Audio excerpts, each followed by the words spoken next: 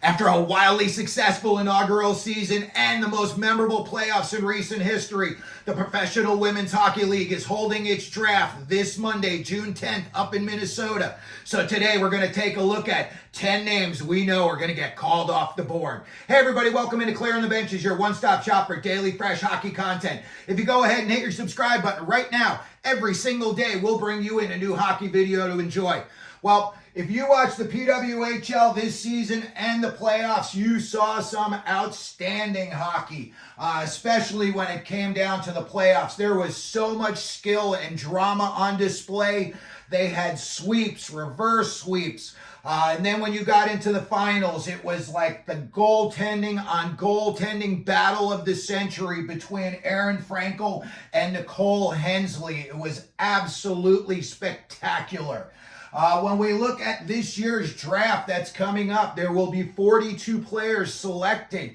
And today we're going to take a look at just 10 names. This is not a mock draft. It's not in any order.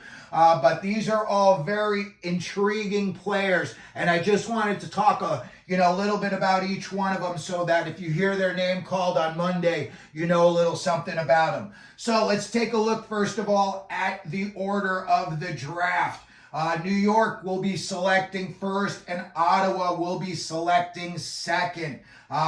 Minnesota was the champs, but yet because of how they finished, they're going to be picking third. Boston went all the way to the finals against Minnesota, and they feature, in my opinion, the best women's hockey player in the world right now, Erin Frankel, and they will be picking fourth. And then there was Montreal, who got swept in the semifinals by Boston. And then Toronto, who finished first overall in the league. They've got the top two scorers in the league, and they got a reverse sweep pulled on them by Minnesota, and they were ousted in the semifinals. Now, today we're going to take a look at 10 players that I believe all of them are going to get their names called out. First off, we've got Sarah Fillier. They say she should be the #1 overall pick. She won Olympic and World Championship gold with Team Canada. She played for Princeton. So if she were to go to New York, she's right down the road from Jersey, she would have a built-in fan base already. And she should play center or wing. And as we said, she's expected to be the first overall selection. When we look at the next name, Shannon Briggs. Shannon Briggs will be the eldest stateswoman in this draft. And she is 40 years old. And I believe, if I've got this correct, she was previously the golf coach at Towson State.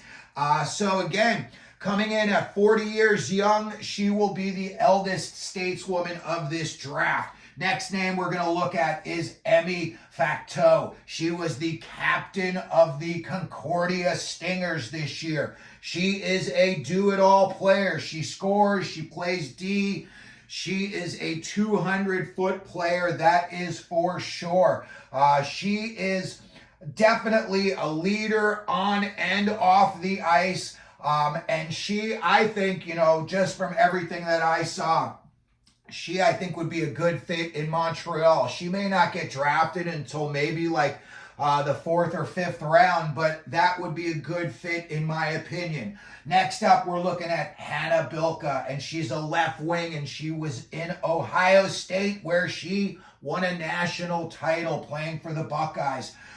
When you watch her play, it's very... I want to say like Nikita Kucherov. She glides and you don't really think she's doing a whole lot, and then she attacks. And then you're like, wait, what just happened? And, the red light's on and she's celebrating. As far as just a skill level, it's just up there with the tops in not only this draft, but I believe in the league in general. Again, she won gold with the USA at the World Championships, and she has got big-time leadership abilities as well. Next up, we're going to look at Thompson. She is a great skater, and she's very, very offensive-minded. Now, She gets the puck. 2 or 3 people are surrounding her. No big deal for her. She'll throw it off the board. She'll flip it in the air. She'll do what she's got to do. She's got excellent, excellent escapability. And when I see, her with the puck, you just see somebody who's got confidence and they're not going to get, flustered just because maybe they're getting double teamed. And also an interesting note, and I think this is awesome, is she took a year off to earn her degree in school. So that's very, very cool.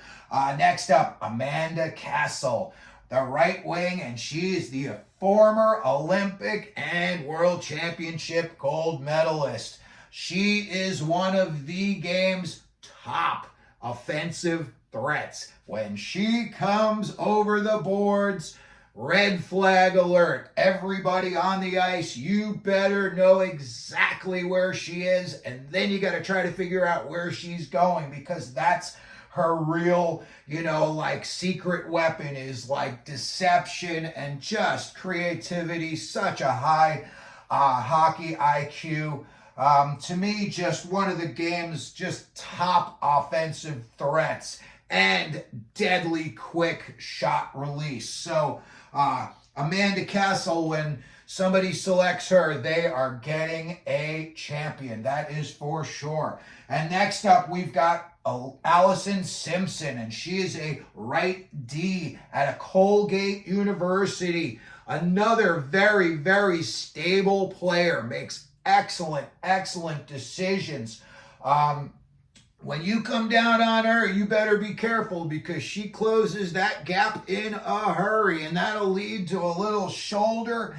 And as far as beating her one-on-one, I don't know. The odds are in her favor that she's going to take the puck away or stop you from doing whatever you thought you were going to do. As far as one-on-one goes, not only, like I said, this year's draft, but I think in the league, she's going to become one of the top defensive players. That is for sure.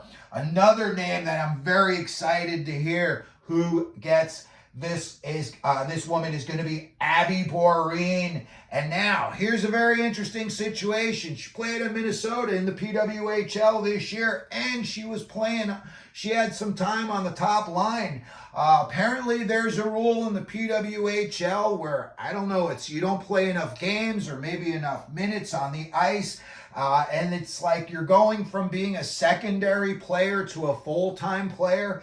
And apparently there is a rule, which obviously I don't understand, that says she needs to go back through the draft again. So it'd be interesting to see if, Minnesota would try to grab her, or if, one of these other teams would try to grab her just to try to disrupt what Minnesota's got going on up there. Because that Michalikova, Taylor, Heiss line, and, you've got also Abby Boreen in there, just crazy scoring abilities. You saw it in the playoffs. They had like 8 points each in 10 games. It was just very, very impressive. So that's going to be an interesting situation to see if Minnesota is able to get her back. And then the next name we've got is Izzy Daniel, and she is the NCAA's top player. She won the Patty Kazmaier Award. She has got high-end skills. She is a big-time scorer, and she's very, very driven, and she is very intent. 200-foot game. She plays a that's my puck type of game. She does not like it when the other team's got the puck. I really, really enjoy watching her play, and so will you. And again, you're going to see this year, this league is really as exciting as it was this year. It is, in my opinion, about to take a giant leap forward. I think everything going on with this league, again, Stan Kasten's at the top of this league, and he ran the Dodgers in baseball forever, and he did an excellent job. So the fact that he's just got such a big hand in this league, and, you watch those games, you watch those playoff games, sold out, standing room only, people standing on top of each other trying to get in and watch those games. And they did not disappoint, especially in the finals. It was just such excitement all the way through. So again, just looking forward, I think this league is going to take a huge jump into the future, especially when they start infusing some of these big name players that are going to be coming through.